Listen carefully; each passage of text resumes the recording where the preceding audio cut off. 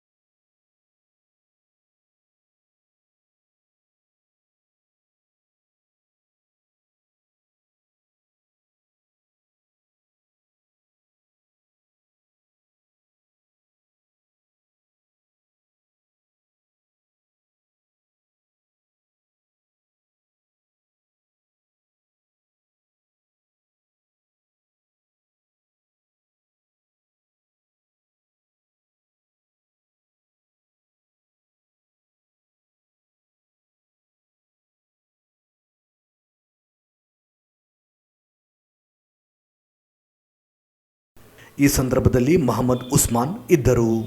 ಮಾತೋಶ್ರೀ ಮಹಂತಮ್ಮ ಶಿವಬಸಪ್ಪ ಗೋನಾಳ ಪ್ರತಿಷ್ಠಾನದಿಂದ ಪ್ರತಿಭಾ ಸುಗಮ ಸಂಗೀತ ಸಂಸ್ಥೆಯ 15ನೇ ವರ್ಷದ ವಾರ್ಷಿಕೋತ್ಸವದ ಅಂಗವಾಗಿ ನವೆಂಬರ್ 24ರಂದು ನಗರದ ಪಂಡಿತ್ ಸಿದ್ದರಾಮ ಜಂಬಲ್ದಿನ್ನಿ ರಂಗಮಂದಿರದಲ್ಲಿ ಬೆಳಗ್ಗೆ 10:30 ಮಹಂತಶ್ರೀ ಪ್ರಶಸ್ತಿ ಪ್ರದಾನ ಹಾಗೂ ಜಾನಪದ ಸಂಭ್ರಮ ಕಾರ್ಯಕ್ರಮ ಆಯೋಜಿಸಲಾಗಿದೆ ಎಂದು ಪ್ರತಿಷ್ಠಾನದ ಅಧ್ಯಕ್ಷ ಡಾಕ್ಟರ್ ಶರಣಪ್ಪ ಗೋನಾಳ್ ಹೇಳಿದರು. ಅವರಿಂದು ಮಾಧ್ಯಮಗೋಷ್ಠಿ ಉದ್ದೇಶಿಸಿ ಮಾತನಾಡಿ, ಕಳೆದ 15 ವರ್ಷಗಳಿಂದ ಸಂಸ್ಥೆಯಿಂದ ವಾರ್ಷಿಕೋತ್ಸವದ ಅಂಗವಾಗಿ ಪ್ರಶಸ್ತಿ ಪ್ರದಾನ ಮಾಡಲಾಗುತ್ತಾ ಬರುತ್ತಿದೆ. ಈ ಬಾರಿ 13 ಜನರಿಗೆ ಮಹಂತಶ್ರೀ ಪ್ರಶಸ್ತಿ, 7 ಜನರಿಗೆ ಮಹಂತ ಪುರಸ್ಕಾರ, 3 ಜನ ದಂಪತಿಗಳಿಗೆ ಆದರ್ಶ ದಂಪತಿಗಳು, ವಿಜಯ ಮಹಂತ ಅನುಗ್ರಹ ಪ್ರಶಸ್ತಿ, ಮಹಂತ ಕಾಯಕಯೋಗಿ ಪ್ರಶಸ್ತಿಗಳನ್ನು ನೀಡಲಾಗುತ್ತಿದೆ ಎಂದರು. ಸಂಸ್ಥೆಯ ಪ್ರಧಾನ ಕಾರ್ಯದರ್ಶಿ ಪ್ರತಿಭಾ ಗೋನಾಳ್ ಮಾತನಾಡಿ, ಕಾರ್ಯಕ್ರಮದ ದಿವ್ಯ ಸಾನ್ನಿಧ್ಯವನ್ನು ಇಲ್ಕಲ್ ಚಿತ್ತರಗಿ ಮಠದ ಶ್ರೀ ಗುರು ಮಹಾಂತ ಸ್ವಾಮಿಗಳು, ಚಿಕ್ಕಸಗೂರು ಚೌಕಿ ಮಠದ ಡಾಕ್ಟರ್ ಸಿದ್ಧಲಿಂಗ ಮಹಾಸ್ವಾಮಿಗಳು ವಹಿಸಲಿದ್ದಾರೆ. ಕಾರ್ಯಕ್ರಮವನ್ನು ಸಣ್ಣ ನೀರಾವರಿ ಸಚಿವ ಎನ್.ಎಸ್. ಬೋಸರಾಜು ಉದ್ಘಾಟಿಸಲಿದ್ದಾರೆ. ಶಾಸಕ ಡಾಕ್ಟರ್ ಶಿವರಾಜ್ ಪಾಟೀಲ್, ನಗರಸಭೆ ಅಧ್ಯಕ್ಷ ನರಸಮ್ಮ ನರಸಿಂಹಲು ಮಾಡಗಿರಿ, ಚಂದ್ರಶೇಖರ್ ಪಾಟೀಲ್ ಮಿರ್ಜಾಪುರ ಸೇರಿದಂತೆ ಅನೇಕರು ಭಾಗವಹಿಸಲಿದ್ದಾರೆ. ವಿಜಯ ಮಹಂತ ಅನುಗ್ರಹ ಪ್ರಶಸ್ತಿಯನ್ನು ಮಾಜಿ ಸಚಿವ ಡಾಕ್ಟರ್ ಲೀಲಾದೇವಿ ಆರ್ ಪ್ರಸಾದ್ ಇವರಿಗೆ ಪ್ರದಾನ ಮಾಡಲಾಗುತ್ತದೆ. ಮಹಂತ ಕಾಯಕಯೋಗಿ ಪ್ರಶಸ್ತಿಯನ್ನು ಕೊಪ್ಪಳ ಶ್ರೀ ಕಟ್ಟಿಬಸವೇಶ್ವರ ಜಾನಪದ ಕಲಾ ಸಂಘದ ಶರಣಯ್ಯ ನೂರೊಂದಯ್ಯ ಇಟಗಿ, ಶ್ರೀ ಗುರು ರಕ್ಷೆ ಪ್ರಶಸ್ತಿಯನ್ನು ಮದರ್ಕಲ್ನ ಶಶಿಕಲಾ ಪರ್ವತಗೌಡ ಮಾಲಿಪಾಟೀಲ್, ಆದರ್ಶ ದಂಪತಿಗಳು ಪ್ರಶಸ್ತಿಗೆ ಮಾನ್ವಿ ತಾಲೂಕಿನ ನಾಗರತ್ನ ಡಾಕ್ಟರ್ ಬಸವಪ್ರಭು ಪಾಟೀಲ್ ಬೆಟ್ಟದೂರು, ಸಂಗಮ್ಮ ರಾಚನಗೌಡ ಪಾಟೀಲ್ ಕೋಳೂರು, ಛಾಯಾ ಗೋಪಾಲ್ ಮೀಡಿಶೆಟ್ಟಿ ಇವರಿಗೆ ನೀಡಲಾಗುತ್ತದೆ.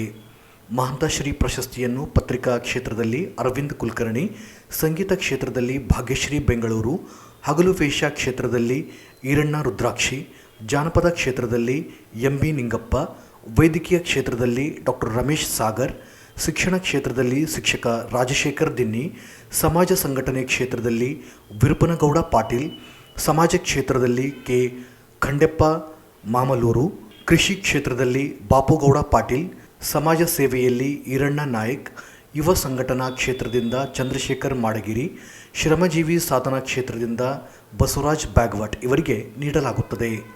ಮಹಂತ ಪುರಸ್ಕಾರ ಪ್ರಶಸ್ತಿಗೆ ಜಾನಪದ ಕ್ಷೇತ್ರದಿಂದ ಡಾಕ್ಟರ್ ರಿಯಾಜ್ ಪಾಷಾ ಬೆಂಗಳೂರು, ಯೋಗ ಕ್ಷೇತ್ರದಿಂದ ಸಿ.ಬಿ. ಪಾಟೀಲ್, ಜಾನಪದ ಕ್ಷೇತ್ರದಿಂದ ಮಲ್ಲಮ್ಮ ಅನ್ವರ್, ಗಣಕಯಂತ್ರ ಕ್ಷೇತ್ರದ ಎನ್. ಭೀಮ್ಸೇನ್, ಸಂಗೀತ ಕ್ಷೇತ್ರದಿಂದ ನರಸಿಂಹಲು, ಛಾಯಾಗ್ರಾಹಕ ಅಯ್ಯಪ್ಪ ಪಿಕಳಿಹಾಳ್, ಜಾನಪದ ಕ್ಷೇತ್ರದಿಂದ ಸಣ್ಣ ನರಸಪ್ಪ ಮಾಣಿಕ್ ಇವರಿಗೆ ನೀಡಲಾಗುತ್ತದೆ. ಅತ್ಯುತ್ತಮ ಶಿಕ್ಷಣ ಸಂಸ್ಥೆ ಪ್ರಶಸ್ತಿಗೆ ಮಾನವೀಯ ನೇತಾಜಿ ಶಿಕ್ಷಣ ಸಂಸ್ಥೆಯ ಅಧ್ಯಕ್ಷರಾದ ಗಾಯತ್ರಿ ಕೆಇ ನರಸಿಂಹ, ಅತ್ಯುತ್ತಮ ಸೇವಾ ಸಂಸ್ಥೆ ಪ್ರಶಸ್ತಿ SV ಗ್ರಾಫಿಕ್ಸ್ ಮತ್ತು ಫ್ಲೆಕ್ಸ್ ಪ್ರಿಂಟರ್ಸ್ ಇವರಿಗೆ ನೀಡಲಾಗುತ್ತದೆ ಎಂದರು. ಸಂಜೆ 6:30ಕ್ಕೆ ಕನ್ನಡ ಮತ್ತು ಸಂಸ್ಕೃತಿ ಇಲಾಖೆಯ ಸಹಯೋಗದಲ್ಲಿ ಜಾನಪದ ಸಂಭ್ರಮ ಕಾರ್ಯಕ್ರಮ ನಡೆಯಲಿದ್ದು, ಸೋಮವಾರಪೇಟೆ ಮಠದ ಶ್ರೀ ಅಭಿನವ ರಾಚೋಟಿ ವೀರಶಿವಾಚಾರ್ಯರು ಸಾನ್ನಿಧ್ಯ ವಹಿಸಲಿದ್ದಾರೆ. ಉದ್ಘಾಟನೆಯನ್ನು ಮಾಜಿ ಶಾಸಕ ಎ ಪಾಪಾರೆಡ್ಡಿ ನೆರವೇರಿಸಲಿದ್ದಾರೆ. ಅಧ್ಯಕ್ಷತೆಯನ್ನು ಗ್ರಾಮೀಣ ಶಾಸಕ ದದ್ದಲ್ ಬಸನಗೌಡ ವಹಿಸಲಿದ್ದಾರೆ. ಮಹಾಂತೇಶ್ ಪಾಟೀಲ್ ಅತ್ತನೂರು, ವಿಧಾನ ಪರಿಷತ್ ಸದಸ್ಯ ಎ ವಸಂತ್ ಕುಮಾರ್ ಸೇರಿದಂತೆ ಅನೇಕ ಗಣ್ಯರು ಭಾಗವಹಿಸಲಿದ್ದಾರೆ. ಸ್ಥಳೀಯ ಕಲಾವಿದರು, ತಂಡಗಳು ಭಾಗವಹಿಸಲಿವೆ ಎಂದರು. 15ನೇ ವರ್ಷದ ಮಹಾಂತಶ್ರೀ ಪ್ರಶಸ್ತಿ ಸಮಾರಂಭ ಮತ್ತು ಜನಪದ ಸಂಭ್ರಮ ಇದಕ್ಕೆಲ್ಲ ಪ್ರತಿ ವರ್ಷ ಪತ್ರಿಕಾ ಮಾಧ್ಯಮದವರು, ಮೀಡಿಯಾದವರು ನಮಗೆ ಸಹಕಾರ ಕೊಡುವಂತ ಬಂದಿದ್ದಾರೆ.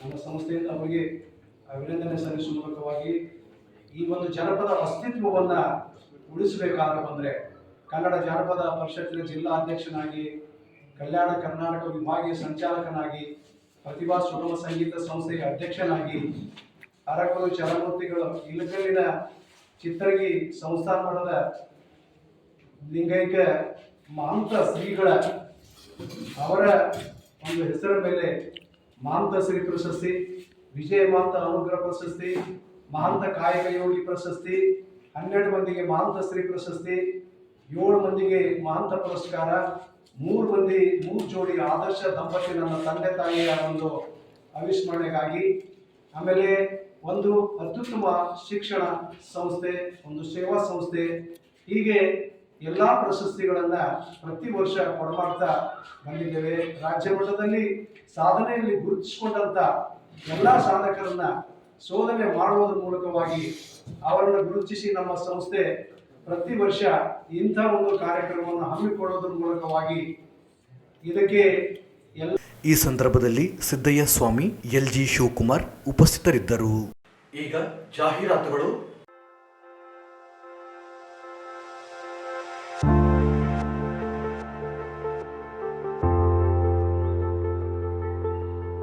ಮಕ್ಕಳಿಲ್ಲದ ದಂಪತಿಗಳಿಗೆ ಸಂತಸದ ಸುದ್ದಿ. ಮಕ್ಕಳು ಪಡೆಯಲು ಆಸ್ಪತ್ರೆ ಹುಡುಕುತ್ತಿದ್ದೀರಾ? ಹಾಗಾದರೆ ರಾಯಚೂರಿನಲ್ಲಿ ಅದಿತಿ ಹಾಸ್ಪಿಟಲ್ ಮತ್ತು IVF ಸೆಂಟರ್ಗೆ ಮಕ್ಕಳನ್ನು ಪಡೆಯಲು ಇಂದೇ ಭೇಟಿ ಕೊಡಿ. ನಮ್ಮಲ್ಲಿರುವ ಸೌಲಭ್ಯಗಳು ಎಂದರೆ ಇನ್ಫರ್ಟಿಲಿಟಿ ಅಥವಾ IUV ಸೆಟಪ್ ಅಥವಾ IVF ICSI facility, adolescent care, ultrasound facility, menopausal care, pregnancy care, advance laparoscopy, hysteroscopy facility, hitech OT, labour room, NICW facility, CTG machine, painless delivery. ಇವುಗಳಲ್ಲದೆ ವಿಶೇಷವಾಗಿ IUI, IVK, blastocyst culture, laser assisted hatching, embryo freezing, donor egg and sperm service, surrogacy, male infertility management, laparoscopy, hysteroscopy, 3D ultrasound, ಈ ಎಲ್ಲ ಸೌಲಭ್ಯಗಳು ನಮ್ಮಲ್ಲಿವೆ. ಹೆಚ್ಚಿನ ಮಾಹಿತಿಗಾಗಿ ಸಂಪರ್ಕಿಸಿ Aditi hospital ಮತ್ತು IVF centre, doctor Deepa Hanumasagar, consultant obstetrician, gynaecologist, infertility and high risk pregnancy specialist, Raichur. ವಿಳಾಸ ಮನೆ ನಂಬರ್ 1-3-184, RR ಕಾಲೋನಿ, ಆಶಾಪುರ್ ರಸ್ತೆ, ರಾಯಚೂರು. ಫೋನ್ ಸಂಖ್ಯೆ 8711892336 ಅಥವಾ ಲ್ಯಾಂಡ್ಲೈನ್ 085322300200. ನಮಸ್ಕಾರ ಎಲ್ಲರಿಗೂ. ನಾನು doctor Deepa Hanumasagar, Aditi hospital, Ashapur road, ರಾಯಚೂರಿಂದ. ನಾನು ಸುಮಾರು 2007ರಿಂದ ರಾಯಚೂರಲ್ಲಿ ಪ್ರಾಕ್ಟೀಸ್ ಮಾಡ್ತಿದ್ದೀನಿ. ಬಂಜೆತನ ನಿವಾರಣಾ, high risk pregnancy, laparoscopy surgeries ಅದೆಲ್ಲ ನಮ್ಮ ಸ್ಪೆಷಲೈಸೇಷನ್ನು. ನಮ್ಮ ಹಾಸ್ಪಿಟ್ಲಲ್ಲಿ ಸಾವಿರಾರು ಜನಕ್ಕೆ 20 ವರ್ಷ, 18 ವರ್ಷ, 15 ವರ್ಷದಿಂದ ಮಕ್ಕಳಾಗದೇ ಇರೋರೆಲ್ಲರೂ ಬಂದು ಟ್ರೀಟ್ಮೆಂಟ್ ತೊಗೊಂಡು, ಕೆಲವೊಬ್ಬರು ನ್ಯಾಚುರಲ್ ಆಗಿ, ಕೆಲವೊಬ್ಬರು IVF ಹೆಲ್ಪ್ ತೊಗೊಂಡು ಕನ್ಸೀವ್ ಆಗಿದ್ದಾರೆ. ನಿಮ್ಗೆ ಯಾರಿಗಾದರೂ ಆ ಥರ ಏನಾದರೂ ಪ್ರಾಬ್ಲಮ್ ಇದ್ದರೆ ಕೆಳಗೆ ಕೊಟ್ಟ ನಂಬರ್ಗೆ ಕಾಂಟ್ಯಾಕ್ಟ್ ಮಾಡಿ. ನಾವು 24/7 ಸರ್ವಿಸ್ ಇರುತ್ತೆ. ನೀವು ಯಾರಾದರೂ ಬಂದು ನಮ್ಮನ್ನು ಕಾಂಟ್ಯಾಕ್ಟ್ ಮಾಡಿ ಈ ಸರ್ವಿಸ್ ತೊಗೋಬೋದು. ಧನ್ಯವಾದಗಳು. ಜಾಹೀರಾತಿನ ನಂತರ ಪುನಃ ಮೇಘ ವಾರ್ತೆಗಳಿಗೆ ಸ್ವಾಗತ.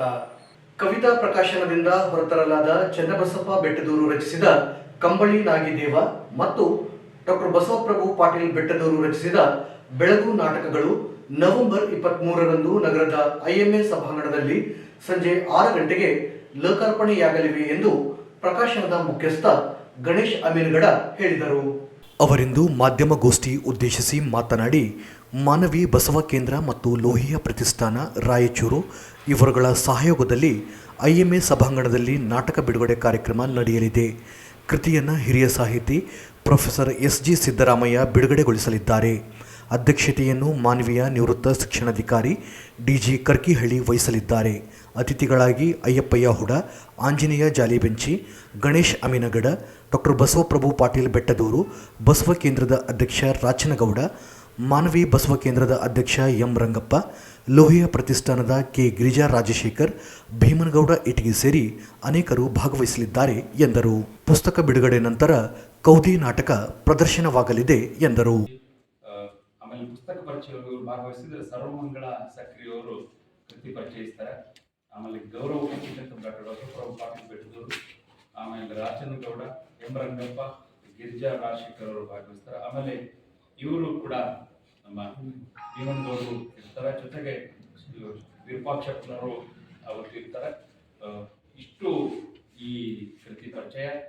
ಮುಖ್ಯವಾಗಿ ಈ ನಾಟಕದ ವಿಶೇಷ ಅಂದ್ರೆ 68ರಲ್ಲಿ ನಾಗಿದೇವ ಕುರಿತು ಸ್ವಾತಂತ್ರ್ಯ ಹೋರಾಟಗಾರರಾದ ಬಸವಪ್ರಭು ಪಾಟೀಲ್ ಬೆಟ್ಟದೂರು ತಂದೆ ಚನ್ನಬಸಪ್ಪ ಬೆಟ್ಟದವರು ಈ ನಾಟಕ ಬರೆದಿದ್ರು. ಪ್ರದರ್ಶನವೂ ಆಗಿರಲಿಲ್ಲ. ಒಂದು 2 ತಿಂಗಳ ಹಿಂದೆ ನಾನು ಅಲ್ಲಿ ಮಾನವಿಗೆ ಹೋದಾಗ ನಂದೊಂದು ಗೌದಿ ನಾಟಕ ಆಡಿಸ್ಲಿಕ್ಕೆ ಹೋದಾಗ ಅವ್ರು ಪರಿಚಯ ಆಗಿ ಹಿಂಗೆ ನಂದೊಂದು ಬೆಳಗು ನಾಟಕ ಇದೆ ಅಂತ ಅವ್ರು ಕೊಟ್ಟರು. ಆಮೇಲೆ ಅವ್ರ ತಂದೆಯವರ ನಾಟಕ ಕುರಿತು ಕೊಟ್ಟಾಗ ಪ್ರಕಾಶನ ಮಾಡೋಣ ಅಂತ ಅನಿಸಿ ಈ ಪುಸ್ತಕವನ್ನ ಪ್ರಕಟಿಸ್ತಾ ಇದ್ದೀವಿ. ಇದು ಇಷ್ಟು ಮಾಹಿತಿ. ಇದು ಬಸವ ತತ್ವ ಮತ್ತು ಶರಣ ತತ್ವ ಸಾರುವಂತ 2 ನಾಟಕಗಳು. ಇದು ತಂದೆ ಮತ್ತು ಮಗ ಒಟ್ಟಿಗೆ ಸೇರಿ ಪ್ರಕಟವಾಗುವಂತ ನಾಟಕ. ಈ ಸಂದರ್ಭದಲ್ಲಿ ಭೀಮನಗೌಡ ಇಟಗಿ, ವಿರೂಪಾಕ್ಷಿ ಗಾಣದಾಳ್ ಉಪಸ್ಥಿತರಿದ್ದರು. ದೇವದುರ್ಗ ತಾಲೂಕಿನ ಹೇರುಂಡಿ ಗ್ರಾಮದ ನೆರೆ ಸಂತ್ರಸ್ತರಿಗೆ ಪುನರ್ವಸತಿ ಕಲ್ಪಿಸಿದ ಮನೆಗಳನ್ನು 2009ರಲ್ಲಿ ಸರ್ವೆ ಮಾಡಿದ ಫಲಾನುಭವಿಗಳಿಗೆ ಹಕ್ಕುಪತ್ರ ನೀಡಬೇಕು ಎಂದು ದಲಿತ ಸಂಘಟನೆಗಳ ಒಕ್ಕೂಟದ ವತಿಯಿಂದ ಜಿಲ್ಲಾಧಿಕಾರಿ ಕಚೇರಿ ಅಧಿಕಾರಿಗೆ ಮನವಿ ಸಲ್ಲಿಸಿದರು. 2009ರಲ್ಲಿ ಭಾರೀ ಮಳೆಯಿಂದಾಗಿ ನೆರೆ ಹಾವಳಿ ಉಂಟಾಗಿ ಹೇರುಂಡಿ ಗ್ರಾಮದ ಜನರು ಮನೆಗಳು ಕಳೆದುಕೊಂಡಿದ್ದರು. ಅಂದಿನಿಂದ ಸರ್ಕಾರದಿಂದ ಇದುವರೆಗೂ ನೆರೆ ಸಂತ್ರಸ್ತರಿಗೆ ಪುನರ್ವಸತಿ ಮನೆಗಳನ್ನು ಹಂಚಿಕೆ ಮಾಡಿಲ್ಲವೆಂದು ದೂರಿದರು. 2009ರಲ್ಲಿ ಸರ್ವೆ ಮಾಡಿ ಗುರುತಿಸಿ ಫಲಾನುಭವಿಗಳನ್ನು ಬಿಟ್ಟು ಹೊಸವಾಗಿ ಫಲಾನುಭವಿಗಳ ಪಟ್ಟಿಯನ್ನು ತಯಾರಿಸಿ ನೆರೆ ಸಂತ್ರಸ್ತರ ಮನೆಗಳನ್ನು ಹಂಚಲು ಹುನ್ನಾರ ನಡೆದಿದೆ ಎಂದು ಆರೋಪಿಸಿದರು. ನೆರೆ ಸಂತ್ರಸ್ತರಿಗೆ ಮನೆಗಳನ್ನು ಹಂಚುವಲ್ಲಿ ತಾರತಮ್ಯ ಮಾಡಿ ರಾಜಕೀಯ ಪ್ರಭಾವದಿಂದ ಅರ್ಹ ಸಂತ್ರಸ್ತರಿಗೆ ಮನೆಗಳನ್ನು ನೀಡುತ್ತಿಲ್ಲ. ಮನೆಗಳನ್ನು ಕಳೆದುಕೊಂಡವರಿಗೆ ಮನೆಗಳು ವಿತರಣೆ ಮಾಡಿಲ್ಲ ಎಂದರು. ಕಂದಾಯ ಇಲಾಖೆ ಮತ್ತು ಗ್ರಾಮ ಪಂಚಾಯಿತಿ 2009ರಲ್ಲಿ ಸರ್ವೆ ಮಾಡಿ ತಯಾರಿಸಿ ಪಟ್ಟಿಯಲ್ಲಿ ಫಲಾನುಭವಿಗಳಿಗೆ ಮನೆಗಳನ್ನು ವಿತರಣೆ ಮಾಡುವಂತೆ ಕ್ರಮ ವಹಿಸಬೇಕು. ಸಂಬಂಧಪಟ್ಟ ಅಧಿಕಾರಿಗಳು ಕೂಲಂಕುಷವಾಗಿ ಪರಿಶೀಲಿಸಿ ನಿಜವಾದ ಫಲಾನುಭವಿಗಳಿಗೆ ಒದಗಿಸಿಕೊಡಬೇಕು. ನಿರ್ಲಕ್ಷ್ಯ ವಹಿಸಿದ ತಾಲೂಕು ದಂಡಾಧಿಕಾರಿಗಳು, ಗ್ರಾಮ ಲೆಕ್ಕಾಧಿಕಾರಿಗಳು, ಕಂದಾಯ ನಿರೀಕ್ಷಕರ ವಿರುದ್ಧ ಕ್ರಮ ಕೈಗೊಳ್ಳಬೇಕು ಎಂದು ಮನವಿ ಮಾಡಿದರು. ಅನರ್ಹ ಫಲಾನುಭವಿಗಳಿಗೆ ಮನೆಗಳ ಹಕ್ಕುಪತ್ರ ನೀಡಿದ ಅಂದಿನ ಗ್ರಾಮ ಪಂಚಾಯತ್ ಅಧ್ಯಕ್ಷ, PDO, ಸಹಾಯಕ ಆಯುಕ್ತರು, ತಹಸೀಲ್ದಾರ್ ವಿರುದ್ಧ ಕ್ರಮ ಜರುಗಿಸಬೇಕು ಎಂದು ಒತ್ತಾಯಿಸಿದರು. 159 ಮನೆಗಳು ಮಂಜೂರು ಆಗಿದ್ದು 109 ಮನೆಗಳು ನಿರ್ಮಾಣ ಮಾಡಲಾಗಿದೆ. ಉಳಿದ 50 ಖಾಲಿ ಪ್ಲಾಟ್ಗಳಿದ್ದು ಕಡು ಬಡವರಿಗೆ ಹಂಚಿಕೆ ಮಾಡಬೇಕು. ಇಲ್ಲವಾದಲ್ಲಿ ಹೋರಾಟ ನಡೆಸಲಾಗುತ್ತದೆ ಎಂದು ಎಚ್ಚರಿಸಿದರು. ಇಲ್ಲ ನೋಡ್ರಿ ಸರ್.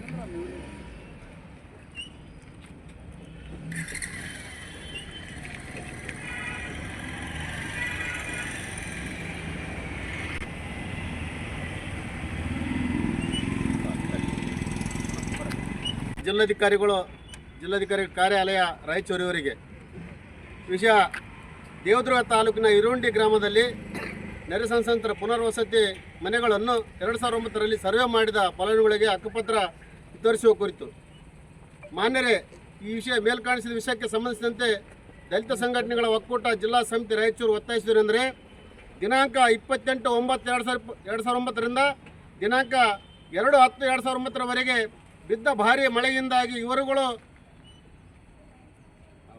ಹಾವಳಿಯಿಂದ ಮನೆಗಳನ್ನು ಕಳೆದುಕೊಂಡಿರುತ್ತಾರೆ. ಆದರೆ ಸರ್ಕಾರದಿಂದ ಇದುವರೆಗೂ ನೆರೆ ಸಂತ್ರಸ್ತರಿಗೆ ಪುನರ್ವಸತಿ ಮನೆಗಳನ್ನು ಹಂಚಿಕೆ ಮಾಡಿರುವುದಿಲ್ಲ. ಈ ವಿಷಯವಾಗಿ ಪ್ರಸ್ತುತ 2009ರಲ್ಲಿ ಸರ್ವೆ ಮಾಡಿ ಗುರುತಿಸಲಾದ ಫಲಾನುಭವಿಗಳನ್ನು ಬಿಟ್ಟು ಈ ಸಂದರ್ಭದಲ್ಲಿ ಸಂಘಟನೆ ಸಂಚಾಲಕರಾದ ಹನುಮಂತಪ್ಪ ಮನ್ನಾಪುರ್, ಆಂಜನೇಯ ಹೊನ್ನಪ್ಪ, ಲಕ್ಷ್ಮಣ್, ನೀಲಕಂಠ್, ಯಲ್ಲಪ್ಪ, ನರಸಿಂಹಲು ಸೇರಿದಂತೆ ಅನೇಕರು ಇದ್ದರು. ಸಿರ್ವರ ತಾಲೂಕಿನ ಕವಿತಾಳ್ ಪೊಲೀಸ್ ಠಾಣೆ ಪಿಎಸ್ಐ ವೆಂಕಟೇಶ್ ನಾಯಕ್ ಅವರನ್ನು ಸೇವೆಯಿಂದ ಅಮಾನತು ಮಾಡಬೇಕು ಎಂದು ದಲಿತ ಒಕ್ಕೂಟಗಳ ಜಿಲ್ಲಾ ಸಮಿತಿ ವತಿಯಿಂದ ಜಿಲ್ಲಾಧಿಕಾರಿ ಕಚೇರಿ ಅಧಿಕಾರಿ ಮೂಲಕ ಗೃಹ ಸಚಿವರಿಗೆ ಮನವಿ ಸಲ್ಲಿಸಿದರು. ತೋರಣದಿನ್ನಿ ಗ್ರಾಮದಲ್ಲಿ ಅಸ್ಪೃಶ್ಯರ ಮೇಲೆ ಸುಳ್ಳು ಪ್ರಕರಣ ದಾಖಲಿಸಿ ಗ್ರಾಮದಲ್ಲಿ ಶಾಂತಿಯನ್ನು ಹದಗೆಡಿಸಿದ್ದಾರೆ. ಗ್ರಾಮದಲ್ಲಿ ಕೋಮು ಗಲಭೆಗೆ ಕಾರಣವಾಗಿದ್ದಾರೆ. SC/ST ದೌರ್ಜನ್ಯ ಕಾಯ್ದೆಯನ್ನು ಉಲ್ಲಂಘಿಸಿ ಕರ್ತವ್ಯ ಲೋಪವೆಸಗಿದ್ದಾರೆ. ಇದರಿಂದ ಅಮಾಯಕ ಕೂಲಿ ಕಾರ್ಮಿಕರು ಬಲುಪುಷಿಗಳಾಗಿದ್ದಾರೆ ಎಂದರು. ಸುಳ್ಳು ಜಾತಿ ನಿಂದನೆ ಪ್ರಕರಣದಡಿ ಆರೋಪಿ ಕರಿಯಪ್ಪ ಮತ್ತು ಇತರರ ಮೇಲೆ ಉದ್ದೇಶಪೂರ್ವಕವಾಗಿ ಪ್ರಕರಣ ದಾಖಲಿಸಿ ಕಾನೂನು ಸುವ್ಯವಸ್ಥೆ ಕಾಪಾಡಲು ವಿಫಲರಾಗಿದ್ದಾರೆ ಎಂದು ದೂರಿದರು. ಜಾತಿಗಳ ಮಧ್ಯೆ ಗಲಭೆಗಳಿಗೆ ಪ್ರಚೋದನೆ ನೀಡುವ PSI ವೆಂಕಟೇಶ್ ನಾಯಕ್ ಇವರು ಜಾತಿವಾದಿಯಾಗಿದ್ದಾರೆ. ಈ ಪ್ರಕರಣ ಸುಳ್ಳು ಪ್ರಕರಣವೆಂದು ಸಾಕ್ಷಿದಾರರಿಂದ ಸಾಬೀತಾಗಿದೆ. ಸುಳ್ಳು ಪ್ರಕರಣ ರದ್ದು ಮಾಡಬೇಕು, PI ವೆಂಕಟೇಶ್ ನಾಯಕ್ ಇವರನ್ನು ಅಮಾನತು ಮಾಡಬೇಕು ಎಂದು ಒತ್ತಾಯಿಸಿದರು.